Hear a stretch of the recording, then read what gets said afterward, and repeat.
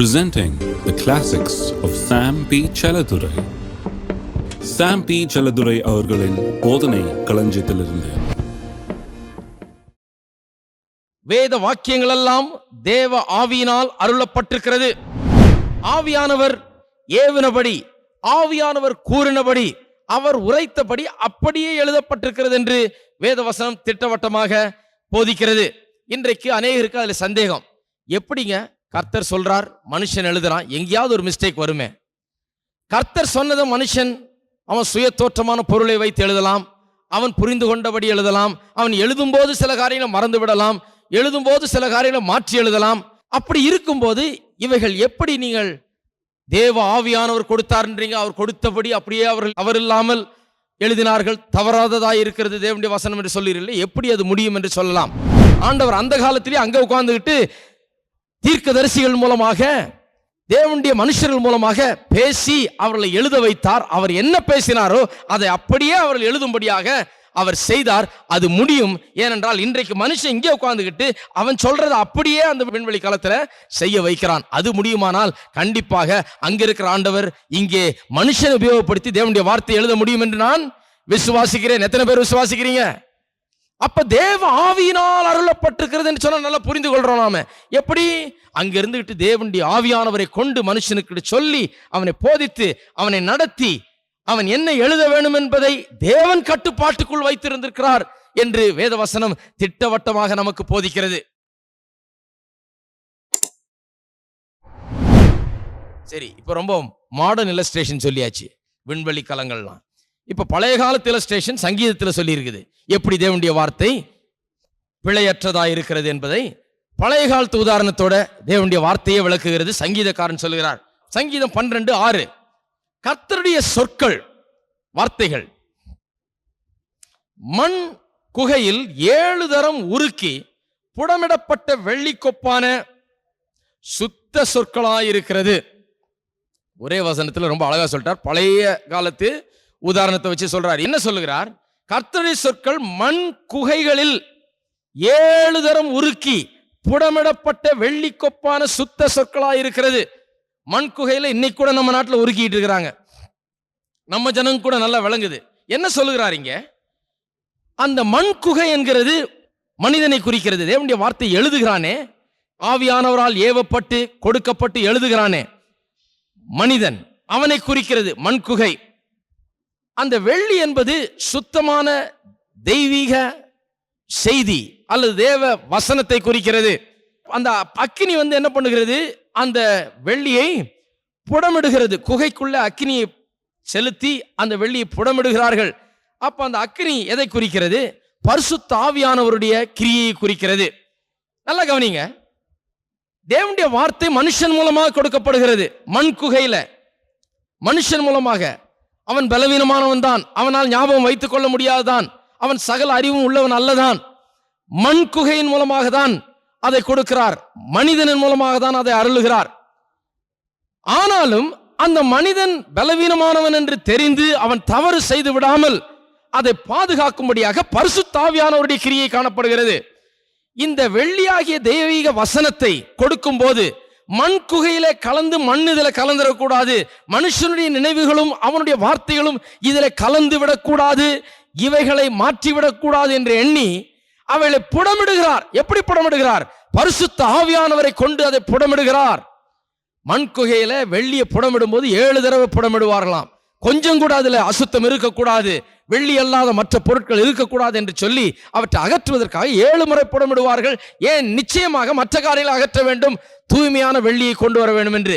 தேவனுடைய வார்த்தையை மனுஷன் மூலமாக தேவன் கொடுத்திருக்கிறார். இருந்தாலும் அதை புடமிட்டு பரிசுத்த ஆவியானவரை கொண்டு 7 தடவை புடமிடப்பட்ட வெள்ளியை போல மனுஷ வாயிலாக அது கொடுக்கப்பட்டாலும் அது சுத்தமாக மனுஷனுக்கு வந்து சேருகிறது என்பதை நிச்சயத்துதான் அவர் தந்திருக்கிறார் என்று சங்கீதக்காரன் மிகவும் அருமையாக சொல்லுகிறார். 7 தடவை புடமிடப்பட்ட வெள்ளியை பார்க்கலும் சுத்தமான வார்த்தைகளாக இருக்கிறது. மனுஷன் மூலமாக வந்ததினால் அது கரைபட்டு போய்விட்டது என்று எண்ணிவிடாதீர்கள். மனுஷன் மூலமாக வந்ததினால் அதில் பிழைகள் இருக்கும் என்று நினைக்காதீர்கள். பரிசுத்த ஆவியானவர் அதை மறுபடியும் மறுபடியும் சோதித்து அறிந்து சரியாக இருக்கிறதா என்று பார்த்துதான் நமக்கு கொடுத்திருக்கிறார் என்று சங்கீதக்காரன் திட்டவட்டமாக அறிவிக்கிறான். சங்கீதம் 119க்கு திருப்புவோம். சங்கீதக்காரன் தேவனுடைய வார்த்தையை குறித்து மிகவும் அருமையாக பேசுகிறார். 119ஆம் சங்கீதம் நீண்ட சங்கீதம், உங்களுக்கு எல்லாருக்கும் தெரியும். அது முழுசும் வாசிக்க போறதில்லை நான். ஆனா முழுசும் வாசித்து பாருங்கள் நீங்க. அந்த முழு சங்கீதமும் தேவனுடைய வார்த்தை குறித்ததா இருக்கும். அடிக்கொரு தரம் தேவனுடைய வார்த்தை என்று வசனம் வசனம் வசனம்னு நிறைய சொல்லியிருக்கோம். அது it's a psalm about the word of God. தேவனுடைய வசனத்தை குறித்த சங்கீதம். மிகவும் அருமையான சங்கீதம். அது பல காரியங்களை சொல்லுகிறது. அதெல்லாம் பார்க்கறதுக்கு நேரம் இல்லை. 2 வசனத்தை நான் சொல்லுகிறேன்.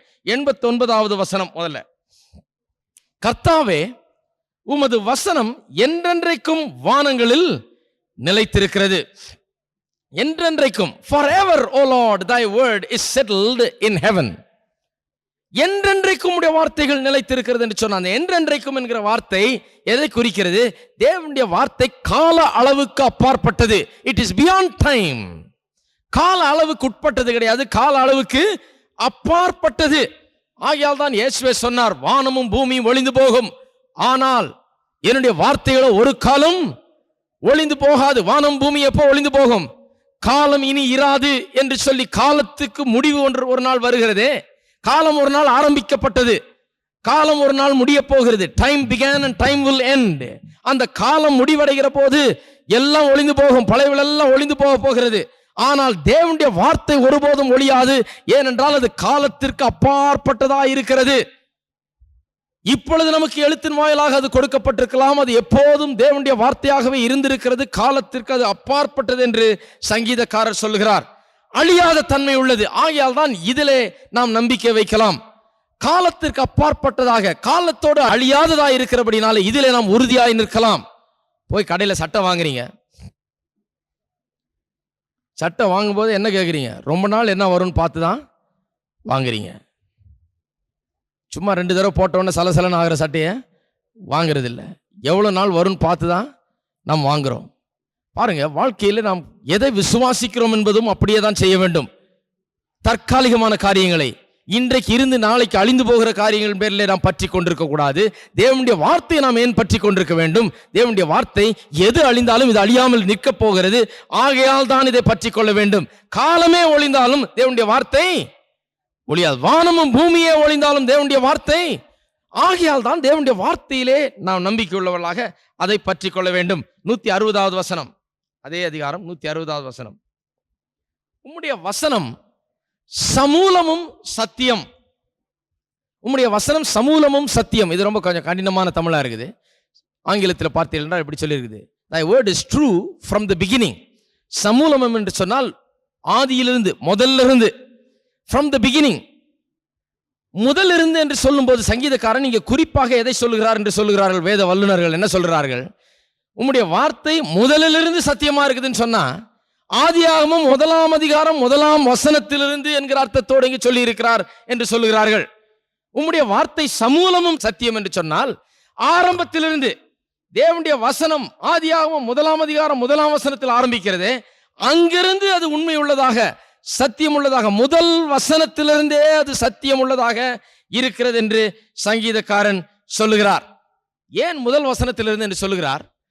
இன்றைக்கு வேதத்தை விசுவாசியாதவர்கள், அது தேவனுடைய வார்த்தை என்று நம்ப முடியாதவர்கள் இந்த காலத்திலே, அவர்கள் தாக்குகிற ஒரு புஸ்தகம் இருக்கும் என்றால், அல்லது ஒரு அதிகாரம் இருக்கும் என்றால் வேதத்திலேயே அது ஆதியாகமம் 1ஆம் அதிகாரம். ஏன் அதை தாக்குகிறார்கள்? அங்கே சிருஷ்டிப்பின் கதை சொல்லப்பட்டிருக்கிறது. அந்த சிருஷ்டிப்பின் கதையை வெகுவாய் தாக்குகிறார்கள். அதை அவர்களால் விசுவாசிக்க முடியவில்லை. ஆதியிலே தேவன் வானத்தையும் பூமியும் சிருஷ்டித்தார், வெளிச்சத்தை உண்டாக்குனார், அதை உண்டாக்குனார், இதை உண்டார், கடன் 1ஆம் அதிகாரத்தில் எல்லாத்தையும் சொல்லி விட்டுறாங்க. ஆனால் அதுதான் இன்றைக்கு பெரிய சர்ச்சைக்குரிய அதிகாரமாக இருக்கிறது. அப்படி ஒன்றும் உண்டாகவில்லை என்று சொல்லுகிறார்கள். நான் ஒரு நாள் ஒரு புஸ்தகத்தை வாங்கி படித்திட்டு இருந்தேன். ஆதியாகமத்தை குறித்து படிக்கலான்னு படிச்சா ஒரு புஸ்தகத்தை வாங்கி, சில நேரத்தில் தெரியாம நான் கூட தப்பான புஸ்தகத்தை வாங்கிடுறது. தப்பான புஸ்தகத்தை வாங்கி படிச்சுட்டு இருக்கேன். அதில் சொல்றாங்க, சிருஷ்டிப்பின் கதை அந்த 1ஆம் அதிகாரத்தை குறித்து பேசும்போது அந்த எழுத்தாளர் சொல்லுகிறார், அவர் வேதத்தை விசுவாசிக்கிறவர் இல்லை, அவர் நினைக்கிறார் இதெல்லாம் சும்மா கதைன்னு. அவர் என்ன எழுதுகிறார்? இந்த சிருஷ்டிப்பின் கதை இங்கே எழுதப்பட்டிருக்கிறதே, இது எப்படி வந்தது என்று சொல்லுகிறார். சிறு பிள்ளைகள் அந்த காலத்தில் பள்ளிக்கூடத்துக்கு போறது இல்லையா, பள்ளிக்கூடம்லாம் கிடையாது, வீட்டிலேயே இருப்பாங்க. அப்பா அம்மா தான் ஏதோ சொல்லித்தரணும். அவங்க சொல்லித்தர காரியம்தான் பள்ளிக்கூடம். அவங்க கதை சொல்லி இப்படியாதான் பிள்ளைகளுக்கு பாடம் சொல்லி கொடுத்திருந்தார்கள் அந்த காலத்தில். அப்ப பிள்ளைகள் வந்து தாய் தகப்பன்மார்கிட்ட கேட்பாங்களாம், அப்பா அம்மா இந்த உலகம்லாம் எப்படி வந்தது, இந்த நட்சத்திரம் எப்படி உண்டாச்சு, சூரியன் சந்திரன்லாம் எப்படி உருவாச்சுன்னு கேட்பாங்களாம். அப்ப அப்பா சொல்லுவாராம், ஒன்றும் இல்லப்பா, ஒரு கதையை உண்டாக்கிடுவாராம். அவர் ஒரு கதையை உருவாக்கிடுவார். பிள்ளைகளுக்கு நல்லா இருக்கணும்னு சொல்லி ஒரு கதையை உருவாக்கி, ஆதியிலே தேவன் வானத்தையும் பூமியும் சிருஷ்டித்தார், அவர் வெளிச்சம் உண்டாக்கணும்னார், அப்ப வெளிச்சம் உண்டாச்சு. இப்படி ஒரு கதையை ஜனங்களுக்கு இன்ட்ரெஸ்டிங்கா, இந்த பிள்ளைகளுக்கு சுவாரஸ்யமா இருக்கும்படியாக சொல்லுவார்கள். அப்படி சொல்லப்பட்டதை எழுதி இங்கே எழுதிட்டாங்க, இதை இன்றைக்கு தேவனுடைய வார்த்தை என்று சொல்லுகிறார்கள் என்று அவர் சொல்றார். அதை படிச்ச உடனே தூரமா தூக்கி வச்சுட்டேன், இந்த புஸ்தகம் நமக்கு தேவையில்லை.